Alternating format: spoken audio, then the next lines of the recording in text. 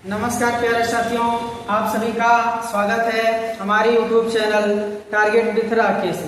आइए आज हम लोग पढ़ते हैं भाई इतिहास की प्रमुख संधियां। इतिहास की संधियों की बात करें भाई तो सबसे पहले मेवाड़ की संधि की बात करें तो 1615 ईस्वी में जहांगीर और राणा अमर सिंह के बीच होती है। सूरत की संधि की बात करें तो 1775 ईस्वी में रघुनाथ राव और अंग्रेजों के बीच होती है।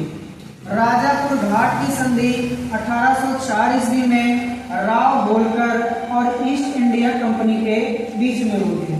ग्वालियर की संधि 1817 ईस्वी में महाराजा शिंदे और अंग्रेजों के बीच होती है।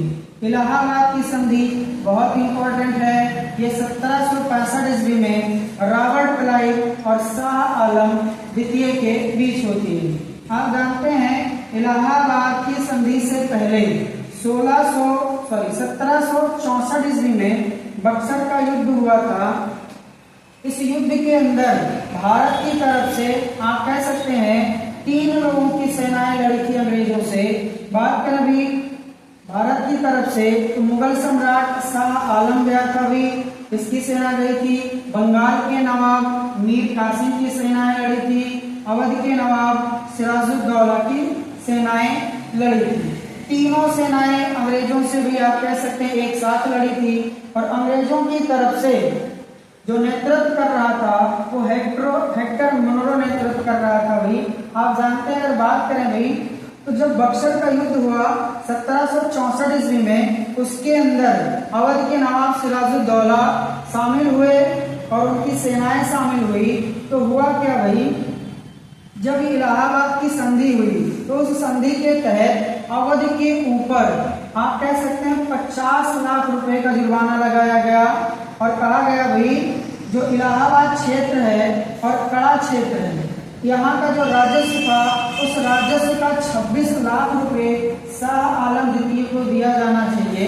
ये संधि हुई।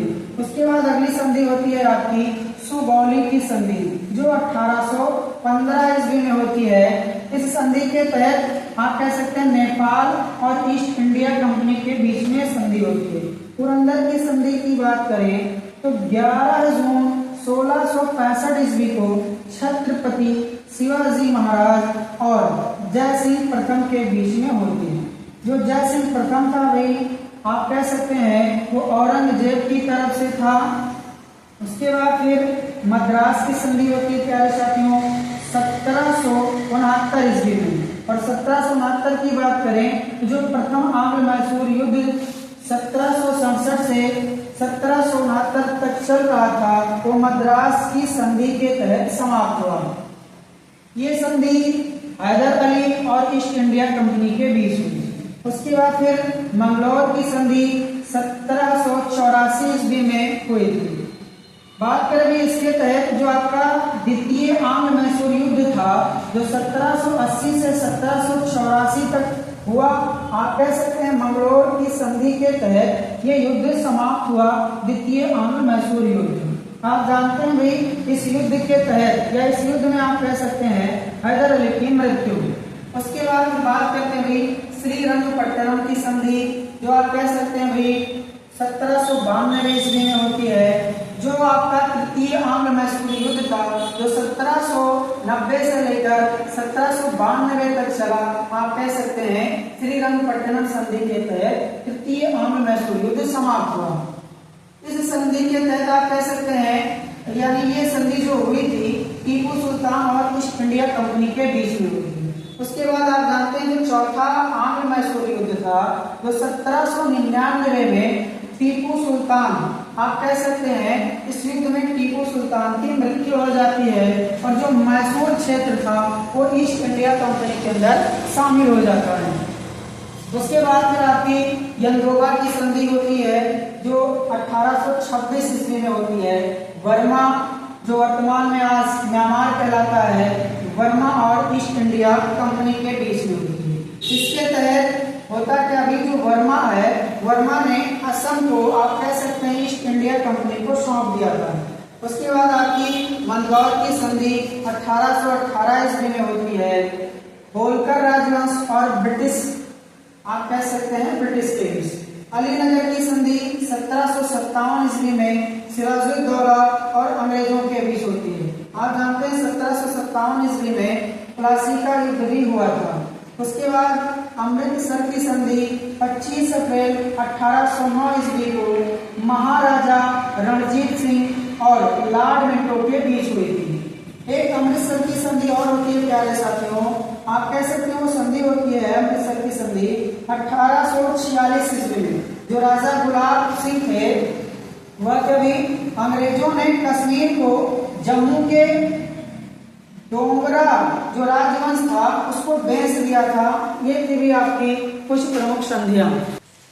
सालबाई की संधि 1782 ईस्वी में मराठा और ईस्ट इंडिया कंपनी के बीच होती है। सजी अर्जुन की संधि 1803 ईस्वी में सिंधिया और ईस्ट इंडिया कंपनी के बीच में होती है। देवगांव की संधि 1803 ईस्वी में भोसले और ईस्ट इंडिया कंपनी के बीच में होती है। दसीम की संधि या बसीम की संधि 1802 ईस्वी में पेशवा बाजीराव सेकंड और ईस्ट इंडिया कंपनी के बीच में होती है। एक्सला सापैल की संधि 1748 ईस्वी में होती है। इसके तहत प्रथम कर्नाटक युद्ध समाप्त होता है। जो प्रथम कर्नाटक युद्ध 1746 ईस्वी में शुरू हुआ वो एक्सला सापैल की संधि 1748 के तहत समाप्त हुआ। पांचचेरी की संधि 1754 ईस्वी में होती है। इस संधि के तहत द्वितीय कर्नाटक युद्ध समाप्त होता है। जो द्वितीय कर्नाटक युद्ध 1749 ईस्वी में शुरू होता है, पांचचेरी की संधि 1754 के तहत समाप्त हो जाता है। पेरिस की संधि 1763 ईस्वी में होती है। जो तृतीय कर्नाटक युद्ध है, ये तृतीय कर्नाटक युद्ध को वांडीवास का युद्ध भी कहा जाता है। जो 1756 ईस्वी में शुरू होता है तृतीय कर्नाटक युद्ध और 1763 ईस्वी में पेरिस की संधि के तहत समाप्त होता है। पूना की संधि 1817 ईस्वी में होती है। बाजीराव विश्वनाथ व मुगलों के बीच में होती है। असुर अली की संधि 1639 ईस्वी में अहोम साम्राज्य और मुगलों के बीच में होती है। त्रिपक्षीय संधि 1838 ईस्वी में होती है। रणजीत सिंह, शाह सुजा और ईस्ट इंडिया कंपनी के बीच में। बड़गांव की संधि 1779 ईस्वी में मराठा साम्राज्य और अंग्रेजों के बीच में होती है। लाहौर की संधि 1846 ईस्वी में अंग्रेजों और सिखों के बीच में होती है। सिखों की तरफ से महाराजा दिलीप सिंह इस संधि में शामिल होते हैं। जी प्यारे साथियों, YouTube पर पहली बार इतनी संधियां आपको देखने को मिलेंगी। इस वीडियो को ज़्यादा से ज़्यादा लोगों के पास शेयर करें।